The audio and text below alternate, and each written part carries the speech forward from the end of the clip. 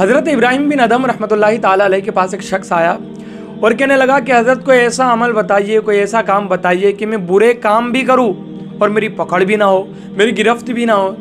हज़रत इब्राहिम बिन अदम रहमतुल्लाहि ताला अलैह ने उसको अपने पास बिठाया और सबसे पहली बात उन्होंने कही, हज़रत इब्राहिम बिन अदम ने सोचने वाली बात है, गौर करने वाली बात है। हज़रत इब्राहिम बिन अदम रहमतुल्लाहि ताला अलैह ने उससे कहा कि जब तेरा दिल करे ना गुनाह करने का, बुरे काम करने का, तो तू अल्लाह पाक का रिज़्क खाना छोड़ दे। अल्लाह पाक जो देता है रिज़्क वो खाना छोड़ दे। तो वो हैरान हो गया और कहने लगा, हज़रत ये कैसे मुमकिन है, अल्लाह का रिज़्क खाना कैसे छोड़ सकता हूँ, और अल्लाह का रिज़्क खाना छोड़ दूंगा तो फिर खाऊंगा क्या, इसलिए कि अल्लाह के रिज़्क के अलावा खाने वाली कोई चीज़ है ही नहीं दूसरी, चारों तरफ अल्लाह का रिज़्क फैला हुआ है। तो हज़रत इब्राहिम बिन अदम ने उससे कहा, यार कितनी बुरी बात है, रिज़्क भी उसका खाता है और नाफरमानी भी उसकी करता है, ये ज़ैब देता है?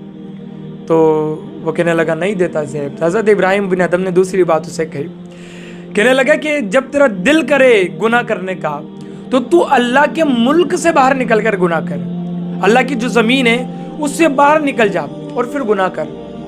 वो कहने लगा, हज़रत अल्लाह के मुल्क के अलावा दूसरी जगह ही कहाँ है, चारों तरफ तो अल्लाह के मुल्क फैले हुए हैं, अल्लाह की ज़मीन फैली हुई है, और अल्लाह के ज़मीन के अलावा किसी और की ज़मीन है ही नहीं कोई, अल्लाह ही की तो ज़मीन है चारों तरफ। हज़रत इब्राहिम बिन अदम ने उससे कहा कि रहता भी उसकी ज़मीन पर है, उसके मुल्क में है, और फिर उसी से बगावत करता है, कि ये बात भी अच्छी है कि जिसके मुल्क में रहा जाए उसी से बगावत की जाए। वह कहने लगा, नहीं हज़रत ये तो बुरी बात है। तीसरी बात हज़रत इब्राहिम बिन अदम ने उससे कही कि अगर गुनाह करने का दिल करे तो ऐसी जगह जाकर गुनाह कर जा अल्लाह तुझे ना देख रहा हो, अल्लाह से छुप कर गुनाह कर। वो कहने लगा, हज़रत अल्लाह से कैसे छुप सकता हूँ, अल्लाह की तो देखने की ताकत इतनी है कि वो तो दिलों के भेद भी देखता है, तो मैं कैसे जो है उससे छुप करके गुनाह कर सकता हूँ। तो हज़रत इब्राहिम बिन अदम ने कहा कि तू रिज़्क भी खाना नहीं छोड़ सकता उसका, तू उसके मुल्क से बाहर भी नहीं जा सकता गुनाह करने के लिए, और जो है उससे छुप कर भी गुनाह नहीं कर सकता, तो ये कितनी बुरी बात है कि खाता भी उसका है, उसके रहता भी उसके मुल्क में है, छुप भी नहीं सकता, उसके सामने तो गुनाह करेगा, तो क्या ये अच्छी बात है? वो कहने लगा, नहीं हज़रत ये तो बड़ी बुरी बात है। तो हज़रत इब्राहिम बिन अदम ने फिर चौथी बात उससे कही कि जब मलकुल मौत अलैहिस्सलाम तेरी रूह निकालने के लिए आए तो तब उनसे मोहलत मांग लेना, कहना कि बाद में आना, मैं तौबा कर लूँ पहले अपने गुनाहों से, फिर बाद में मेरी रूह कब्ज़ करना। तो कहने लगा, हज़रत मलकुल मौत भी भला किसी को मोहलत देता है, वो थोड़ी मोहलत देता है। तो कहा, यार वो मोहलत ही नहीं पा सकता तो फिर भी तू गुनाह करेगा।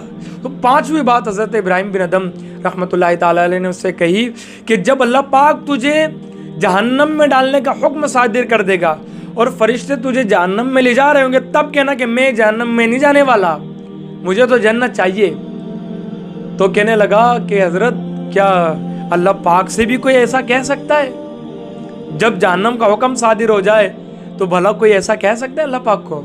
तो हज़रत इब्राहिम बिन अदम ने कहा कि सारी बात समझता है फिर भी गुनाह करता है, तू उसके मुल्क से बाहर नहीं निकल सकता, तो उसका खाना बंद नहीं कर सकता, तो उससे छुप कर गुनाह नहीं कर सकता, मलकुल मौत जो है उससे मोहलत नहीं ले सकता, जहन्नम में जाने का इनकार नहीं कर सकता, फिर भी तू गुनाह करेगा।